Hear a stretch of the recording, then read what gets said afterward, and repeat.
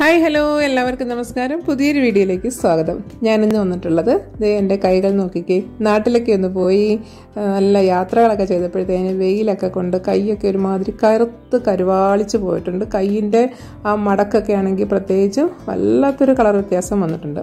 അപ്പോൾ നമ്മുടെ സ്കിന്നിൻ്റെ കളറിൻ്റെ കാര്യമല്ല ഞാൻ പറയുന്നത്, പക്ഷെ നമുക്ക് ഉണ്ടായിരുന്ന ഒരു കളറ് അതിൻ്റെ ആ സ്കിൻ ടോണൊക്കെ ഒന്ന് മാറി നമ്മൾ ആ വളയൊക്കെ ഇടുന്ന ഭാഗത്ത് വല്ലാതെ കരിവാളിപ്പ് കരിഞ്ഞു പോയ പോലെ ആയിട്ടുണ്ട്.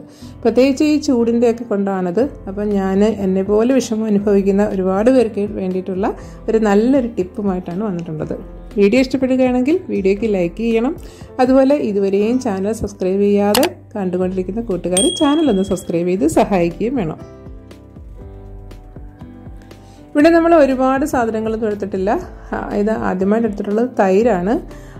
ഇത് ഒരു 2 ടേബിൾ സ്പൂൺ അളവിൽ അത്യാവശ്യം നല്ല പുളിയുള്ള അതുപോലെ നല്ല കട്ടിയായിട്ടുള്ള തൈര് വേണം എടുക്കാൻ. പിന്നെ അതിനകത്തേക്ക് നമ്മൾ ചേർത്ത് കൊടുക്കുന്നത് പഞ്ചസാരയാണ്.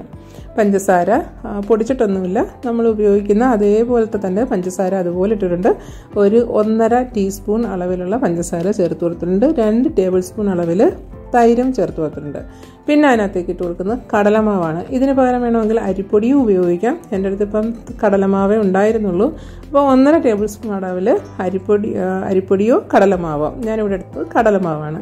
ഇനി ഇതുപോലൊരു ചെറിയ സൈസിലുള്ള പൊട്ടറ്റോ, അതായത് ഉരുളൻകിഴങ്ങ് എടുക്കുക.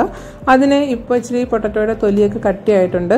അതുകൊണ്ട് തൊലിയൊക്കെ ഒന്ന് മാറ്റി കൊടുത്താൽ അല്ലെങ്കിൽ മിക്സിയിൽ നന്നായി അരഞ്ഞ് കിട്ടത്തില്ല. അതുകൊണ്ട് അതിനെ ഒന്ന് വൃത്തിയാക്കി തൊലിയൊക്കെ മാറ്റി ഇതുപോലൊന്ന് അരച്ച് നന്നായിട്ട് എടുത്തിട്ടുണ്ട്. പിന്നെ ഈ കൂട്ടുകളെല്ലാം കൂടി നന്നായിട്ടൊന്ന് മിക്സ് ചെയ്തേക്കുക. നമ്മുടെ കടലമാവും അതുപോലെ പൊട്ടറ്റോ, എല്ലാവർക്കും അറിയാം പൊട്ടറ്റോ സ്കിൻ വെളുപ്പിക്കുന്നതിനും സ്കിന്നിൻ്റെ ടോൺ നേരെയാക്കുന്നതിനും ഒക്കെ വളരെ നല്ലതാണ്. അതുപോലെ പഞ്ചസാര അതുപോലെ തരിതരിയായിട്ട് കിടക്കുന്നത് കൊണ്ട് തന്നെ നമ്മുടെ കയ്യിലൊക്കെ ഉരസിയെടുക്കുന്നതിന് നല്ലതാണ്. അപ്പം മുഖത്ത് ഉപയോഗിക്കാനുള്ളതല്ലാത്തത് കൊണ്ട് തന്നെ കയ്യിലൊക്കെ നന്നായി സ്ക്രബ് ചെയ്ത് കൊടുക്കാം. അതുകൊണ്ട് എൻ്റെ കയ്യിൻ്റെ ആ ഒരു വൃത്തികേട് നോക്കിക്കേ. കളറ് നല്ല കളർ ഉണ്ടായിരുന്നതാണ്, പക്ഷേ ആ വെയിലൊക്കെ കൊണ്ട് ആ വെയിലിൻ്റെ ഒരു കരിവാളിപ്പ് മാറ്റാൻ വേണ്ടിയിട്ടാണ് ഞാൻ ഇന്ന് ഇത് ഇവിടെ ഉപയോഗിക്കുന്നത്. പ്രത്യേകിച്ച് ആ കൈ മടക്കുകളൊക്കെ ആണെങ്കിൽ വല്ലാതെ അങ്ങ് കറുത്തുപോയി. പിന്നെ നമ്മൾ ആ വള വരുന്ന ഭാഗമൊക്കെ വളയിടുന്ന ആ ഭാഗത്തൊക്കെ ആണെങ്കിൽ വല്ലാത്തൊരു ഡാർക്ക്നെസ് ആയിപ്പോയി. അപ്പം നല്ല ശക്തമായ ചൂടല്ലേ. പിന്നെ നാട്ടിൽ ചെന്നിട്ട് ഒത്തിരി യാത്രകളൊക്കെ ഉണ്ടായിരുന്നു. അപ്പം പിന്നെ അതുപോലെ കാലാവസ്ഥ മാറിയതിൻ്റെ പിന്നെ തിരിച്ചിങ്ങോട്ട് വന്നപ്പോഴത്തേന് കാലാവസ്ഥയുടെയൊക്കെ വ്യത്യാസം കൊണ്ടിട്ടാവാം. അപ്പം നമ്മളിത് അപ്ലൈ ചെയ്യുന്നതിന് മുമ്പിട്ട് നന്നായിട്ട് ഞാനൊന്ന് കൈ കഴുകിയിട്ടുണ്ട്. സോപ്പിട്ടോ അല്ലെങ്കിൽ കടലമാവ് ഉപയോഗിച്ചോ ഒന്ന് കഴുകിയിട്ട് ആണ് ഇത് അപ്ലൈ ചെയ്യേണ്ടുന്നത്. നന്നായിട്ടൊന്ന് കഴുകിയതിന് ശേഷം നമ്മൾ ഈ മിക്സ് ചെയ്ത് വെച്ച മിക്സ് അപ്ലൈ ചെയ്യുക. അപ്പം ഞാൻ ഇതിനു മുമ്പും ഈ കയ്യിലെ കരിവാളിപ്പ് മാറ്റുന്നതിനായിട്ട് കോഫി പൗഡർ വെച്ചിട്ടൊരു വീഡിയോ ചെയ്തിട്ടുണ്ടായിരുന്നു. അതും നല്ലൊരു റിസൾട്ട് കിട്ടുന്നതാണ്, നല്ല ബെനിഫിറ്റ് കിട്ടിയതാണ് അതിനും. പക്ഷെ അത് ഞാൻ വിൻ്റർ സമയത്താണ് ചെയ്തത്. ഇതിപ്പം ഇങ്ങനെ അതുപോലെ സൂര്യപ്രകാശം ചൂടൊക്കെ അടിച്ചിട്ട് ഉള്ളത് കൊണ്ടാണ് ഇങ്ങനെ തൈര് ഉപയോഗിച്ചിട്ട് ചെയ്തത്.